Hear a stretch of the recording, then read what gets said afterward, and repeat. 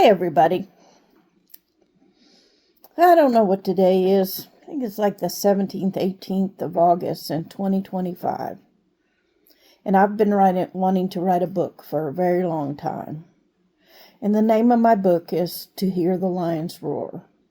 It is a coming-of-age story about myself, relationships, adventures, things you will not believe, I guarantee it. And Andre came by, talked to me the other day, as he does at times, and reminded me that I needed to write that story. Because if you like the show The Last of Us, which is fictional, I'm going to tell you a true story that's very similar. You won't believe how it ends, and you won't believe the story I'm about to tell you. But I promise you, it is all true. Andre visits on a regular basis. Keeps me focused. Keeps me in touch. I'll be turning 65 pretty soon. And this story starts when I'm 19 years old. I'd been going to vet school, and I realized that being a vet, although as noble as it can get, was just not going to be for me. I couldn't see euthanizing an animal. I couldn't see taking in animals that nobody else wanted to be euthanized. I figured I'd end up with a house of 300 animals. Not that I kind of didn't end up that way anyway, but I don't know. I just felt like there was something waiting for me.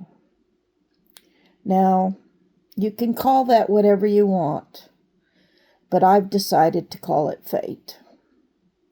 So with little thought at all, on a Tuesday after class, I packed up my stuff and I went home. My parents were living in Kernersville at the time, and my dad was a U.S. Marshal, and my mother was a retired educator who worked often for the school board, and sometimes she substituted. She was a Girl Scout leader. She was one of those people that everybody loved. And so is my dad. If you ask anybody from my hometown, they will tell you that they loved my mom and dad. And that's fantastic. And I'm not here to change that. But I will tell you that sometimes wasn't perfect at my house. But we made it through. And it was a good childhood. And I appreciate it very much. And I came home, and my mom said, what are you doing home? And I said, I quit. And she looked at me like this. You can't quit college. Yeah, Mom, I did. I can.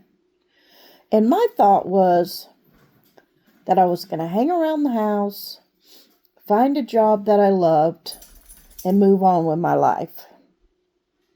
But that kind of all changed when my dad came home. So my dad came home, and probably one of the first times we ever had a conversation that I remember in my life, he said, you can't stay here.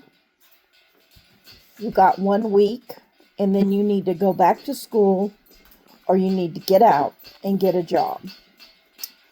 Well, I was pretty devastated because I wasn't expecting that.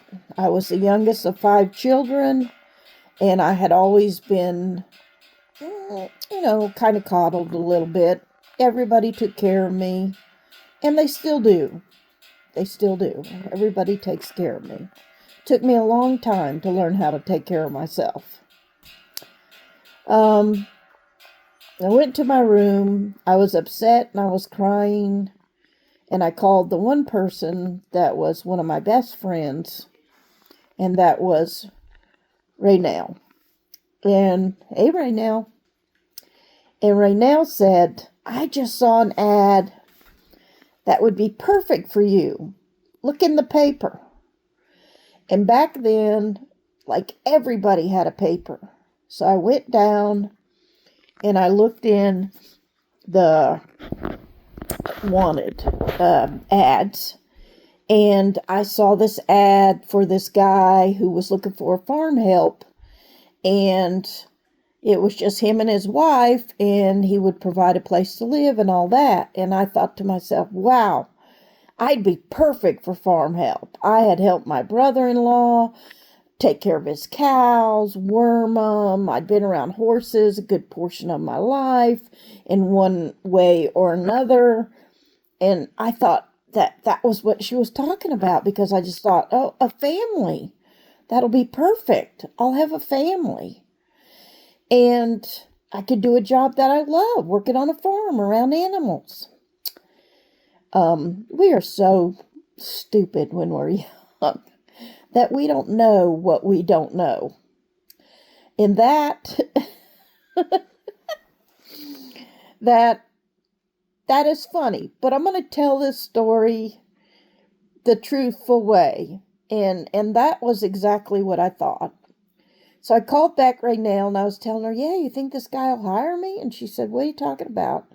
And I said, the farm job with the guy. She goes, no, I'm not talking about that. I'm talking about Sitting Rock Arabian horse farms. And I was like, what? So I read down a little further, and there's this ad, I think, for Sitting Rock Arabian horse farms. And they're looking for girls, 18 to 25 who want to work with horses. They provide living quarters. They feed you. You get a 2-year education with equine. And I thought, well, yeah, that doesn't sound too bad, but I want a family. I didn't tell her that, but that was kind of my plan, that I would go to this other place and first. So the next morning I got up and, I told my mom that I was going to apply for this one job, and I called over there. I couldn't there was no phone number for the other people. It said show up in person for the family. But Sitting Rock Arabian Horse Farm had a phone number. So I called the phone number, and they set me up for an appointment that day at 10 o'clock.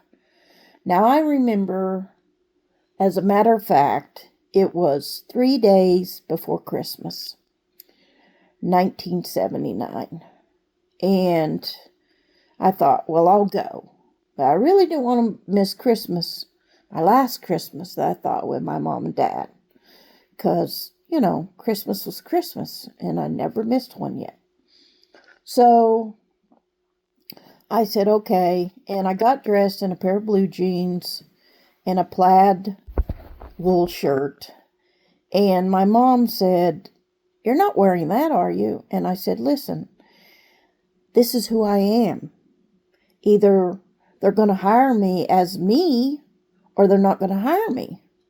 And she said, well, honey, that's not the way. And I waved her off and got in my yellow Gremlin with my little dog Rowdy and drove over towards Madison, North Carolina. It was about maybe an hour from Kernersville, if that. Don't remember exactly, but it wasn't that far. And on the way there, I stopped at the address. And I want to add that this is before Google Maps, so I was actually using a Rand McNally map to find this address, which was no easy feat, because it was just a random rural address.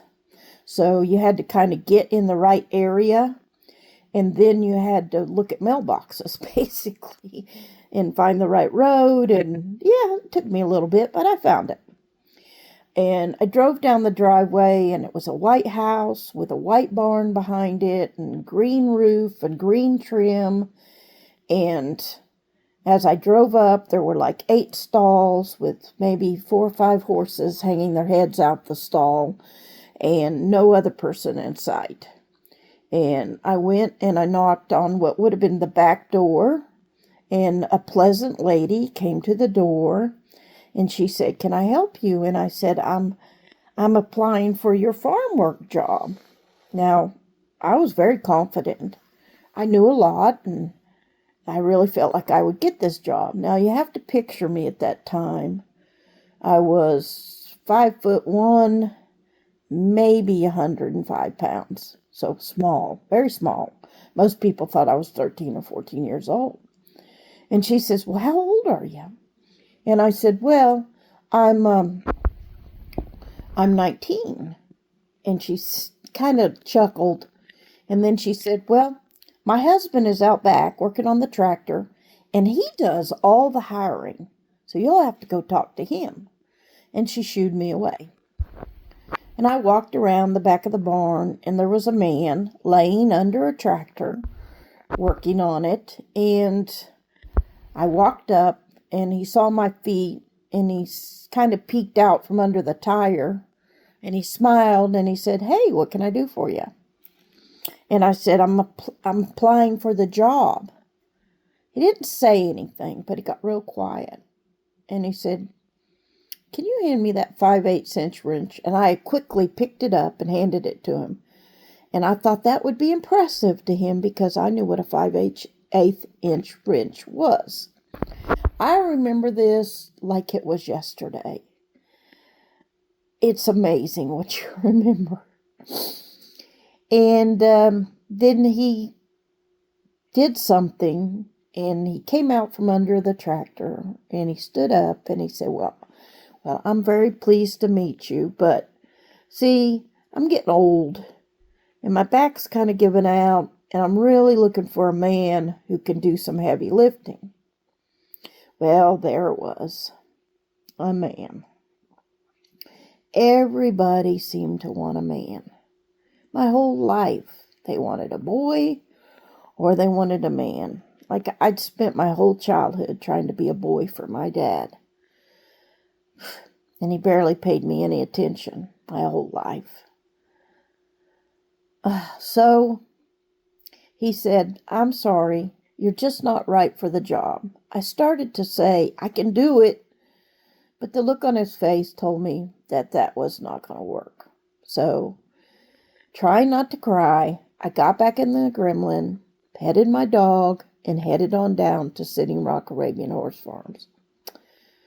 Well, I did cry a little bit. I was so upset and frustrated and mad that my big plan for my family to work on a farm had not worked out. But I didn't want to show up at Sitting Rock Farms looking like I had cried.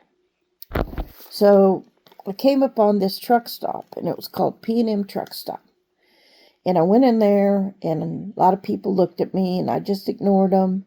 And I went to the ladies' restroom, and I washed my face, and I combed my hair, and I got my composure back, and I went back out, and I asked one of the cashiers or waitresses, I said, "Do you know where Sitting Rock Arabian Horse Farm?"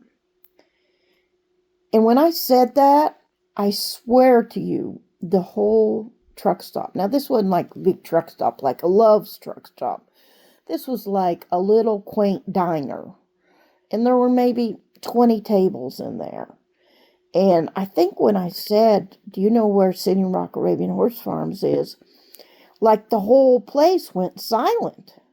And everybody looked at me. And I looked around the room to see why everybody was silent. And they were all looking at me.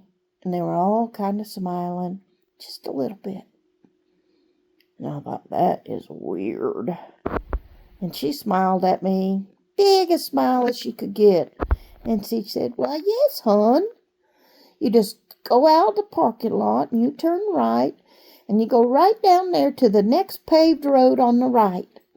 And she said, "You turn down that road, you can't miss it. It's right down that road. Good luck." And I said, "Okay, great." And I headed down that road to Sitting Rock Arabian Horse Farms. That's the first part of my story. And if you like it, let me know. And if you want to hear the second part, and the third part, and the fourth part, and the fifth part, because I'm going to try maybe every day to tell a little bit of this story until I get to the end, then subscribe, please, and help an old lady out. Thanks a bunch. Thanks for listening. Love everybody.